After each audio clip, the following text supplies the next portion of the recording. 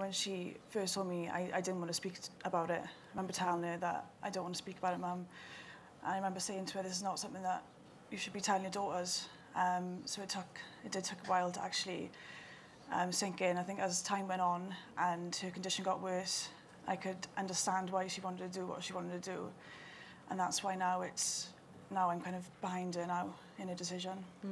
And you obviously started to raise funds, didn't you, to help her, because it cost, what, something like £8,000? That's right, yeah. And you arranged this event, and obviously you did a thing for the local paper, and the police got to find out about it. Yeah. So, and they stopped it. How did they approach you, the police?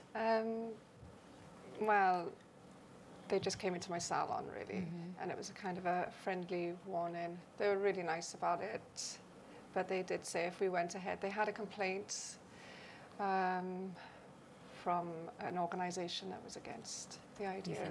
And a lot of people watching will be against these kind of measures. What would you say to them?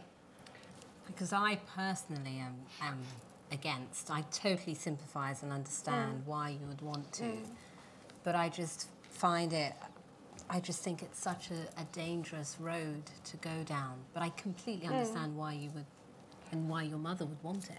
I think it's her choice. It's something when you see, I think my mother is such a creative lady. She'd done so many things with her hands, instruments, painting, photography. She is mindset that if she doesn't want to see a family see her to the point where she can't speak. Were you for euthanasia before this happened to your mum? I think I was more for you should have the choice. Right. I don't think I was, out there trying to broadcast that you should, but I think everybody deserves the right to choose when it comes, I mean, we don't know if we have inherited it. Yeah. So you would ideally like the law, because obviously it is illegal in this country. Yes, so I think it's horrendous. You'd like that law changed? It's like anything, isn't it? That I think until you're actually in that position yourself, really it's very hard to know how you're going to react. How are the plans going? Okay. Rose?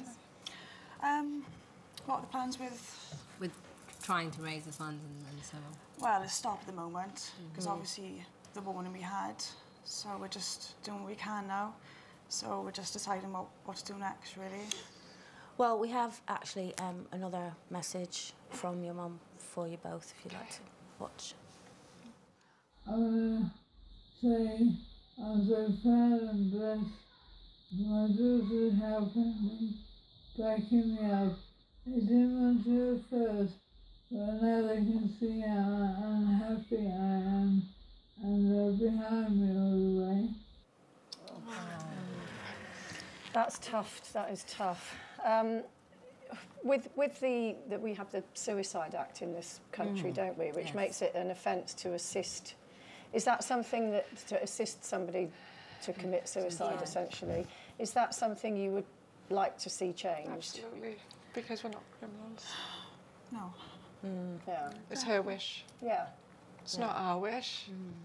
Yeah. And I think if I was in that position, I think I would want the same. It's stripped her of any kind of dignity and I think that's the thing, is not knowing, isn't it, until you're in that position, what you're really against it. Well, maybe if you saw a loved one in that pain, or or yourself. I've never been in the situation, so. And I must say, before, every time you hear about these kinds of cases, I've always just read about it in the paper, so it's been a story that's been quite far removed from me. But to hear yourselves and have you guys in front of us telling us the story, it makes it very real and kind of makes you change your mind about, what would you do if that was my mum, if that was me, how would you feel?